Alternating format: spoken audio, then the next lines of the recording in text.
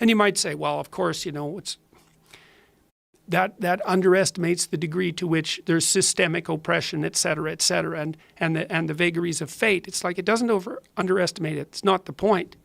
The point is your best strategic position is, how am I insufficient and how can I rectify that?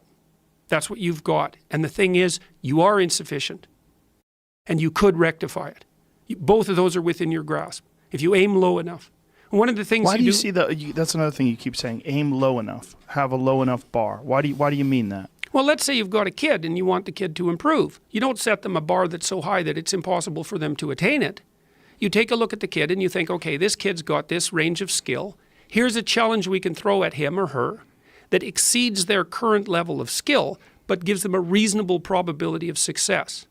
And so, like I'm saying it tongue-in-cheek to some degree, it's like, but I'm doing it as an aid to humility. It's like, well, I don't know how to start improving my life. Someone might say that. And I would say, well, you're not aiming low enough.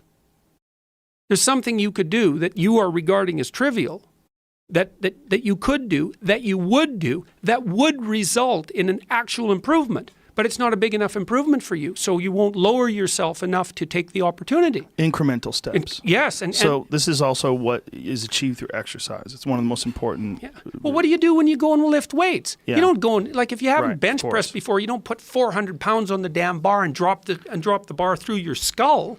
Right. You think, look, when I started working out when I was a kid, I was weighed about 130 pounds and I was 6'1". I was a thin kid and I smoked a lot. I wasn't in good shape.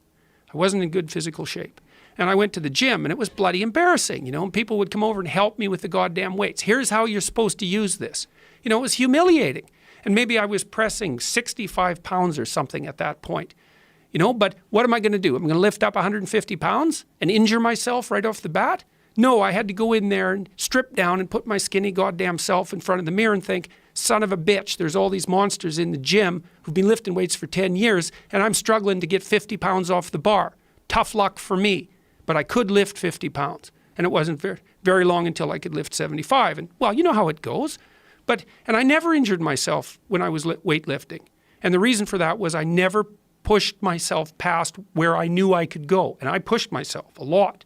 I gained 35 pounds of muscle in about 3 years in university. I kind of had to quit because I was eating so goddamn much I couldn't stand it. I was eating like 6 meals a day. It was just taking up too much time. But there's a humility in determining what it is that the wretched creature that you are can actually manage. Aim low.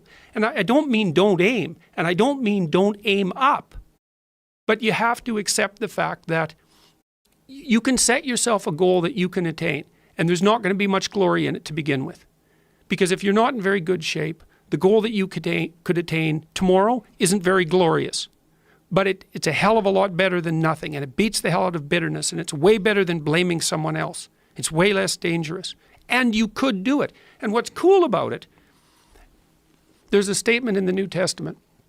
It's called the Matthew Principle, and economists use it to describe how the economy in the world works. To those who have everything, more will be given. From those who have nothing, everything will be taken.